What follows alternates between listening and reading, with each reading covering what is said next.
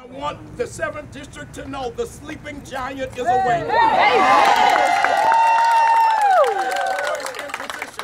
And so I say to our nation that fair, unabridged, equal access to opportunity for all citizens must become a reality. I now ask my old friends and my new friends in Baltimore City, in Baltimore County, and Howard County to join me and participate in this campaign.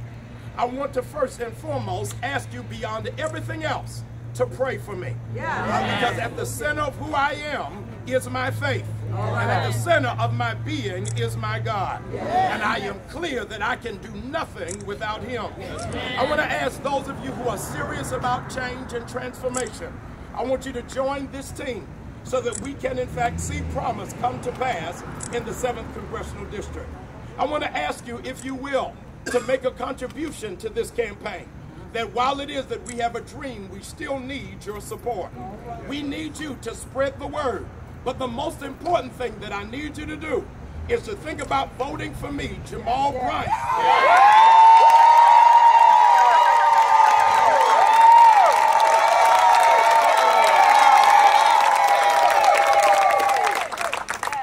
I'm praying in earnest that most people as politicians, they say it, but have no prayer life. But when I say it, I stand as a pastor, as a believer, and as a person of faith, when I declare without any wavering that I pray God will bless the people of the 7th Congressional District. I pray in earnest as a prophet and as a pastor that God will bless the people of the state of Maryland. And I believe with everything in me that God will bless the entire United States of America because leadership is emerging and people are ready for significant change. I'm Jamal Bryant. I approve this message.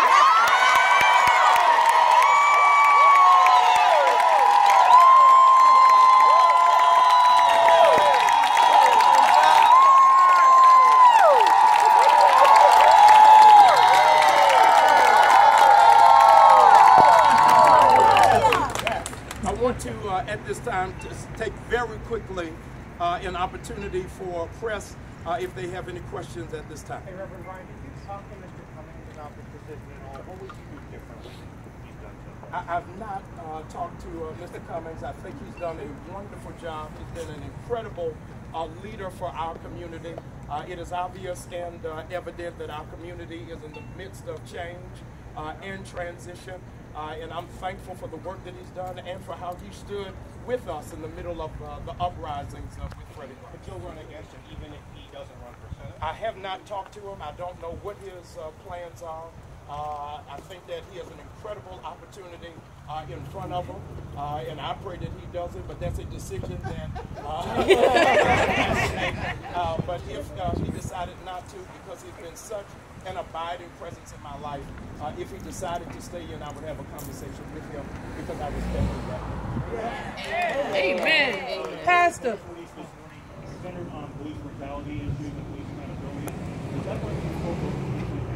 I think that the whole nation is looking for police reform. I've been intimately involved in the crisis in Ferguson, in Sanford, Florida, in Cleveland, in Staten Island, and here in Baltimore.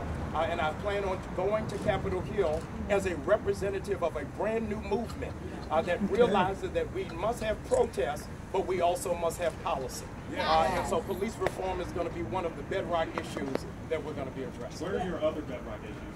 The job opportunities. Dr. Martin Luther King Jr. said that poverty is the bride of crime. That whenever you see crime, you always see poverty. And America has been keen on dealing with crime, but not discussing poverty.